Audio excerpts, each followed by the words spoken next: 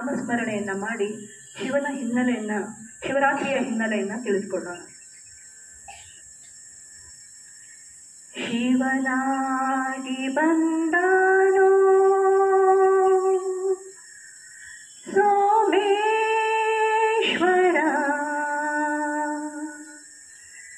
ಶಿವನಾಗಿ ಬಂದಾನೋ ಯೋಗೇಶ್ವರ, ಶಿವನಾಗಿ ಬಂದಾನೋ ಲಿಂಗೇಶ್ವರ, ಶಿವನಾಗಿ ಬಂದಾನೋ ಜಗದೀಶ್ವರ, ಬಂದಾನೋ ಮಾದೇವ ಬಹುರೂಪಿಯ, ಕಂಡಾನೋ ಕಂಡಾನೋ ಈ ಜೀವಿಯ, ತಂದಾನೋ ತಂದಾನೋ ಜ್ಞಾನಾಮೃತ, ತಂದಾನೋ ತಂದಾನೋ ಜ್ಞಾನಾಮೃತ. ಎಲ್ಲರಿಗೂ ಶಿವರಾತ್ರಿಯ ಶುಭಾಶಯಗಳು. ನಮ್ಮ ಭಾರತೀಯ ಸಂಸ್ಕೃತಿಯಲ್ಲಿ ಪ್ರತಿಯೊಂದು ಹಬ್ಬದ ಹಿಂದೆ ಪೌರಾಣಿಕವಾಗಿಯೂ ಹಾಗೂ ಧಾರ್ಮಿಕವಾಗಿಯೂ ಒಂದು ಹಿನ್ನೆಲೆ ಇದೆ. ಪೌರಾಣಿಕವಾಗಿ ಮತ್ತು ವೈಜ್ಞಾನಿಕವಾಗಿಯೂ ಹಿನ್ನೆಲೆ ಇದೆ. ಪೌರಾಣಿಕವಾಗಿ ನೋಡಬೇಕು ಅಂತಂದರೆ ಮಹಾಶಿವರಾತ್ರಿಯ ದಿವಸವೇ ಶಿವನು ಲೋಕ ಸಂಚಾರಕ್ಕೆ, ಅಂದರೆ ಭೂಲೋಕ ಸಂಚಾರಕ್ಕೆ ಬರ್ತಾನೆ ಅನ್ನೋ ಒಂದು ಪ್ರತೀತಿ ಇದೆ. ಹಾಗೆಯೇ ಶಿವ ಮತ್ತು ಪಾರ್ವತಿಯರ ಮದುವೆಯೂ ಸಹ ಹಿಂದೆ ನಡೆದಿತ್ತು ಅನ್ನೋ ಒಂದು ಮಾತು ಇದೆ. ಸಮುದ್ರ ಮಂಥನದ ಕಾಲದಲ್ಲಿ ಸಮುದ್ರವನ್ನು ಮಥಿಸ್ತಾ ಇರಬೇಕಾದ್ರೆ ಕಾಮಧೇನು, ಕಲ್ಪವೃಕ್ಷ, ಮಹಾಲಕ್ಷ್ಮಿಯಂತಹ ಪುಣ್ಯಕರವಾದಂಥ ವಸ್ತುಗಳು ಹುಟ್ಟುತ್ತವೆ.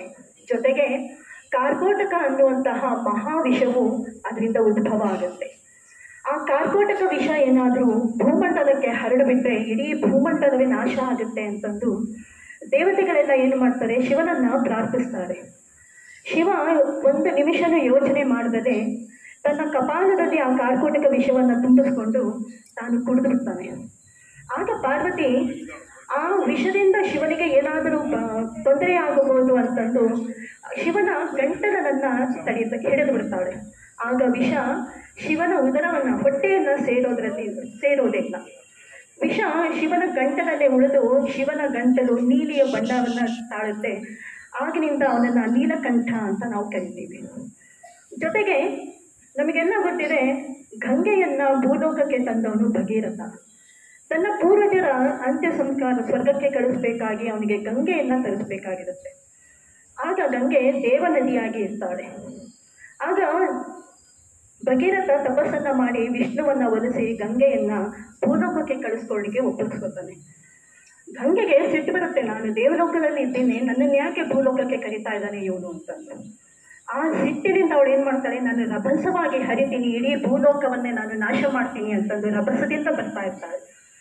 ಆಗ ಶಿವ ತನ್ನ ಜಟೆಯಲ್ಲಿ ಶಿವನ ಗಂಗೆಯನ್ನು ಹಿಡಿದು ಕಟ್ಟ ಹಾಕುತ್ತಾನೆ. ಆಗ ಮತ್ತೆ ಭಗೀರಥ ಶಿವನನ್ನು ಧ್ಯಾನಿಸಿ ಮತ್ತೆ ಆ ಗಂಗೆಯನ್ನು ಭೂಲೋಕಕ್ಕೆ ಕರೆತರ್ತಾನೆ. ಗಂಗೆ ಭೂಲೋಕಕ್ಕೆ ಬಂದ ದಿವಸವೂ ಇದೇ ಮಹಾಶಿವರಾತ್ರಿ ಅನ್ನೋ ಒಂದು ಪ್ರತೀತಿ ಇದೆ. ಇದು ಪೌರಾಣಿಕವಾಗಿ ಒಂದು ಹಿನ್ನೆಲೆ. ಆದರೆ ವೈಜ್ಞಾನಿಕವಾಗಿ ಏನು ಹೇಳ್ಬೋದು ಅಂದರೆ, ಶಿವರಾತ್ರಿ ಮಾಘ ಮಾಸದಲ್ಲಿ ಬರುವಂತಹ ಒಂದು ಹಬ್ಬ. ಅಂದರೆ ಮಾಘ ಮಾಸ ಶಿವರಾತ್ರಿಯ ಸಂದರ್ಭ ಏನಂದರೆ, ಚಳಿಗಾಲ ಮುಗಿದು ಬೇಸಿಗೆ ಕಾಲ ಶುರುವಾಗುವಂಥ ಒಂದು ಸಂದರ್ಭ. ಚಳಿಗಾಲ ಮುಗಿದು ಬೇಸಿಗೆ ಕಾಲ ಶುರುವಾಗುವಂಥ ಸಂದರ್ಭದಲ್ಲಿ ಪ್ರಕೃತಿಯಲ್ಲಿ ಹಲವಾರು ರೀತಿಯಾದಂಥ ಬದಲಾವಣೆಗಳಾಗ್ತವೆ. ಆ ಬದಲಾವಣೆಗೆ ನಮ್ಮನ್ನು ನಾವು ತೊಡಗಿಸ್ಕೋಬೇಕಾಗುತ್ತೆ, ನಮ್ಮನ್ನು ನಾವು ಅಡ್ಜಸ್ಟ್ ಮಾಡ್ಕೋಬೇಕಾಗುತ್ತೆ. ಈ ಒಂದು ಬದಲಾವಣೆಯ ಸಂದರ್ಭದಲ್ಲಿ ನಮಗೆ ಸಾಮಾನ್ಯವಾಗಿ ಶ್ವಾಸಕೋಶ ಅಂದರೆ ರೆಸ್ಪಿರೇಟರಿ ಸಿಸ್ಟಮಿಗೆ ಮತ್ತು ಡೈಜೆಸ್ಟಿವ್ ಸಿಸ್ಟಮ್ಗೆ ಸ್ವಲ್ಪ ತೊಂದರೆ ಆಗೋ ಸಾಧ್ಯತೆ ಇರ್ತವೆ. ಹಾಗಾಗಿ ನಾವು ಶಿವನನ್ನು ಧ್ಯಾನಿಸಬೇಕಾದ್ರೆ ಬಿಲ್ವಪತ್ರೆಯನ್ನು ಏರಿಸ್ತೀವಿ. ಬಿಲ್ವಪತ್ರೆಯ ವಾಸನೆಗೆ ರೆಸ್ಪಿರೇಟರಿ ಸಿಸ್ಟಮನ್ನು ಸುಧಾರಿಸುವಂಥ ಒಂದು ಶಕ್ತಿ ಇದೆ ಅಂತ ಹೇಳ್ತಾರೆ. ಜೊತೆಗೆ ಉಪವಾಸವನ್ನು ಮಾಡ್ತೀವಿ ಮಾಡ್ತೀವಿ ಅದರಿಂದ ಡೈಜೆಸ್ಟಿವ್ ಸಿಸ್ಟಮ್ಗೆ ಉಪಯೋಗ ಆಗುತ್ತೆ ಅಂತಲೂ ಹೇಳ್ತಾರೆ. ಮತ್ತು ಶಿವರಾತ್ರಿಯ ಮತ್ತೊಂದು ವಿಶೇಷ ಅಂದರೆ ಜಾಗರಣೆಯನ್ನು ಮಾಡೋದು. ಶಿವರಾತ್ರಿ ಅಮಾವಾಸ್ಯೆಯ ಹಿಂದಿನ ದಿನ ಬರುವಂಥ ಒಂದು ಹಬ್ಬ. ಪ್ರತಿ ಅಮಾವಾಸ್ಯೆಯ ಹಿಂದಿನ ದಿನವೂ ಭೂಮಿಯಿಂದ ಒಂದು ಪಾಸಿಟಿವ್ ಎನರ್ಜಿ ಹೊರಗೆ ಬರ್ತಾ ಇರುತ್ತೆ. ಆದರೆ ಈ ಮಾಘ ಮಾಸದ ಅಮಾವಾಸ್ಯೆಯ ಹಿಂದಿನ ದಿನ ಆ ನಾರ್ದರ್ನ್ ಹೆಮಿಸ್ಫಿಯರ್ ಮೂಲಕ ಹೊರಹೊಮ್ಮಿದಂಥ ಆ ಎನರ್ಜಿಯ ಪ್ರಭಾವ ಹೆಚ್ಚಿರುತ್ತೆ.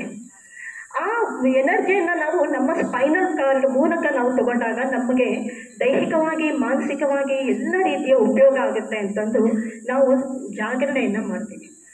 ಜಾಗರಣೆಯನ್ನು ಮಾಡಬೇಕಾದ್ರೆ ನಾವು ಸ್ಟ್ರೈಟಾಗಿ ಕೂತಿರ್ತೀವಿ, ಮಲಗೋದಿಲ್ಲ. ಯಾಕೆ ಅಂದರೆ ಸ್ಪೈನಲ್ ಕಾರ್ಡ್ ನಮ್ಮ ಬೆನ್ನಿನ ಕೆಳಭಾಗದಲ್ಲಿ ಇರುತ್ತೆ, ಅದರಿಂದ ಮೇಲೆ ಹೋಗುತ್ತೆ ಆ ಎನರ್ಜಿ ಮೇಲೆ ಹೋಗಬೇಕು ಅಂತಂದರೆ ನಾವು ಸ್ಟ್ರೈಟಾಗಿ ಕೂತಿರಬೇಕು.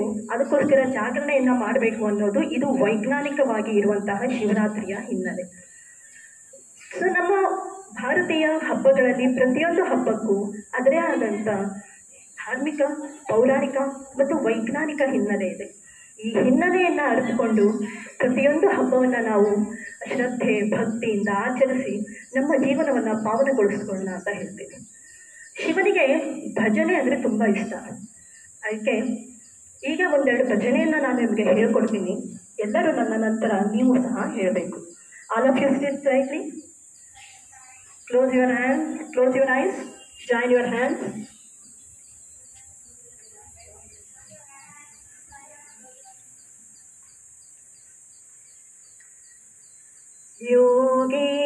ಯೋಗೇಶ್ವರಾಯ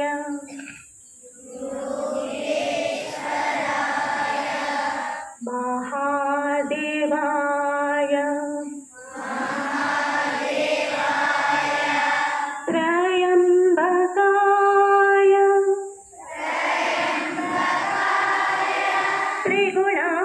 ತ್ರಿಗುಣಾಂತಕಾಯ ತ್ರಿಕಾಗ್ನಿ ಕಾಲಾಯ ಕಾಲಾಗ್ನಿ ರುದ್ರಾಯ ನೀಲಕಂಠಾಯ ಮೃತ್ಯುಂಜಯಾಯ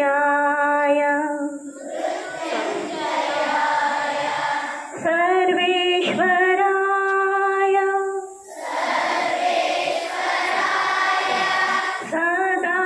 ಸದಾಶಿವಾಯ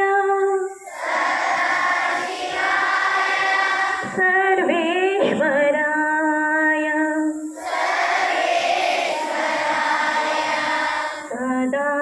ಸದಾಶಿವಾಯ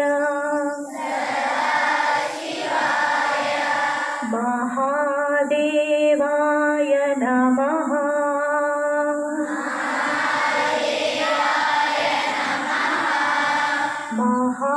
ಮಹಾದೇವಾಯ ನಮಃ.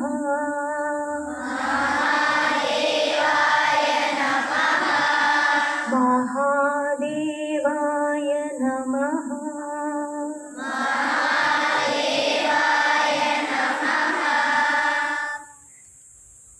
ಧಿಮಿತ ಧಿಮಿತ ದೀಂ, ಧಿಮಿತ ಧಿಮಿತ ದೀಂ, नाचे भोलेनाथ,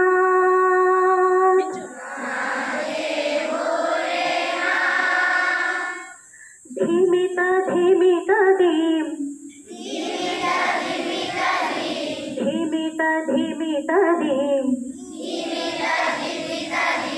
नाचे भोलेनाथ,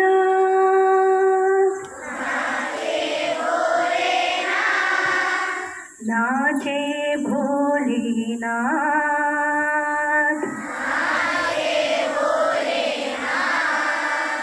नाचे भोलेनाथ,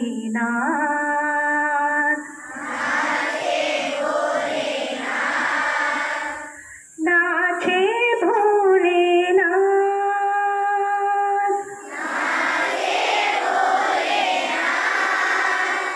धीमित धीमित दीम, धीमित धीमित दीम, नाचे भोलेनाथ,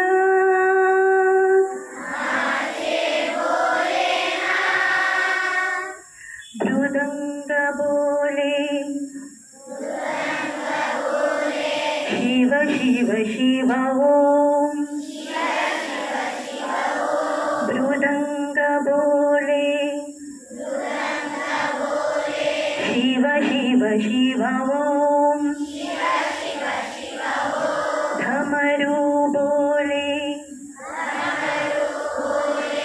हर हर भम भम, धमरू बोले हर हर भम भम, वीणा बोले हरि ओम हरि ओम, वीणा बोले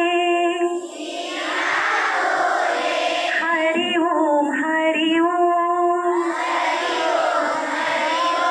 नाचे भोलेनाथ,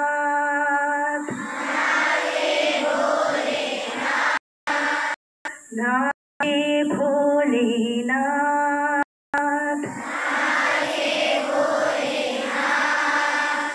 नाचे भोलेनाथ,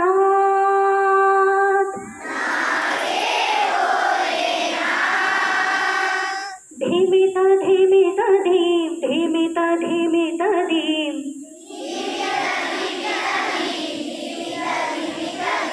नाचे भोलेनाथ,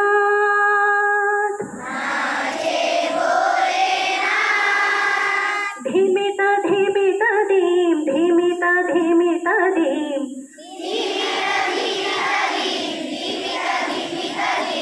नाचे भोलेनाथ,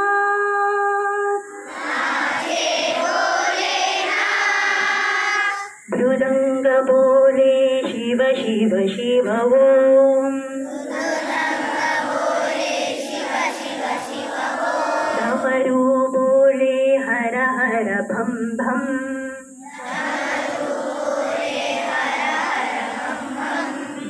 मृदंग बोले शिव शिव शिव ओम, हर डमरू बोले हर हर भम भम,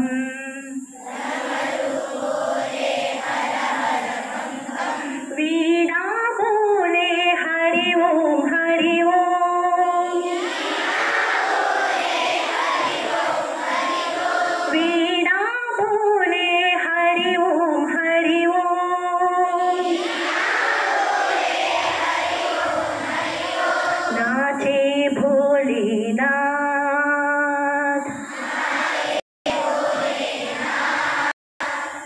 नाचे भोलेनाथ,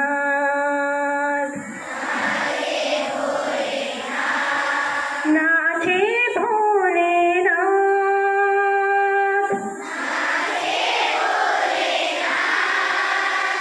धीमित धीमित धीम, धीमित धीमित धीम, नाचे भोलेनाथ,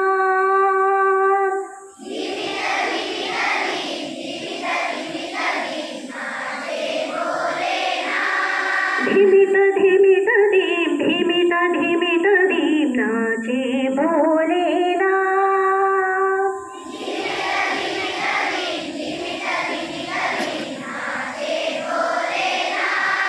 नाचे भोलेनाथ,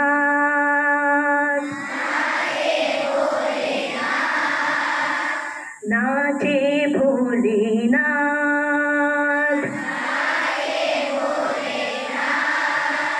नाचे भोलेनाथ,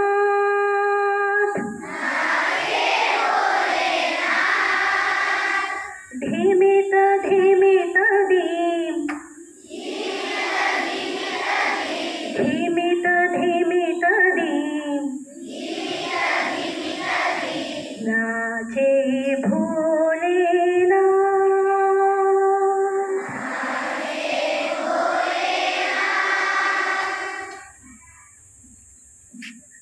धन्यवाद।